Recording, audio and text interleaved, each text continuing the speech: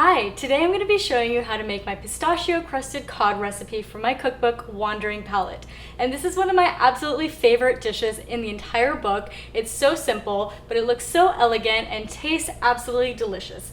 So we're going to start by making our pistachio crust. I have 1 cup of crushed pistachios, and you can use your food processor or you can use a knife for this, but you just want them to be kind of crushed and bite-sized. And I have 1 tablespoon of fresh thyme that I picked from my garden I'll be using. And I have 2 tablespoons of capers, and this is going to give it a really nice and briny flavor. And I have 2 tablespoons of fresh lemon juice, 2 tablespoons of fresh olive oil, extra virgin olive oil, and 1 teaspoon of salt. And we're just going to go ahead and use a fork and get this combined. And you want it to be kind of a paste mixture almost, so that the olive oil isn't too runny in it, and you'll be able to put it on top of your fish as a crust. So we don't need to get it too crazy combined here, but just enough to get the oil and the lemon mixed in there. And we are all set with that.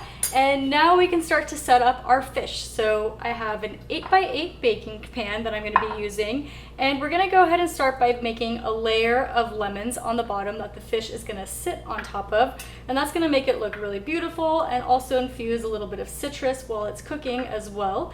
And then we're going to be using some grass-fed butter, so I just went ahead and put 1 tablespoon of a slice of butter underneath the fish. If you don't do dairy, you can always use some coconut oil for this as well. And now we're going to go ahead and put our cod on top, and you want that to sit just over the butter that we put on there.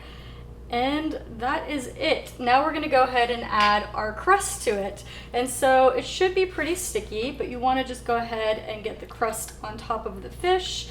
And don't worry if it falls off to the side a little bit. It's going to go ahead and bake as well and give it a nice crunchy little flavor that you can add on after it's cooked. But we'll go ahead and get this fully covered here. And if there's any extra, I usually do just put it on the side of the pan. And trust me, once you're biting into this, you're gonna wish you had made double the amount of crust. And sometimes I do a little extra when I make this recipe because it is just so good. You're just gonna have to see for yourself when you make this.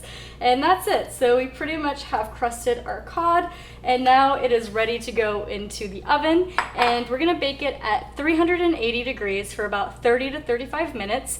And I like to check it about 10-15 minutes into it and make sure the crust isn't browning too much. If it is, you can just put a bit of foil on there until it's ready to pull the fish out. And with cod, you want to cook it until it reaches an internal temperature of about 145 degrees. And our cod is now out of the oven and ready to serve. And once you pull it out, I let it sit for about 5 minutes just to cool off slightly in the pan before you transfer it onto your plate or serving dish. And as a side, I love to pair it with some roasted carrots, which you can cook at the exact same time that you're baking your cod. Or I also have a delicious beet and grapefruit salad in my cookbook that pairs absolutely perfect with this dish. So let's go ahead and do a little taste test, make sure this turned out okay. So good. The citrusiness and the topping with the pistachios, with the flakiness of the fish is absolutely delicious. This still is one of my favorite recipes in my cookbook, and I hope you enjoy it too. You can get the recipe in Wandering Palate, which is available on my website, thetrailtohealth.com, and on Amazon as well. I hope you enjoy the recipe.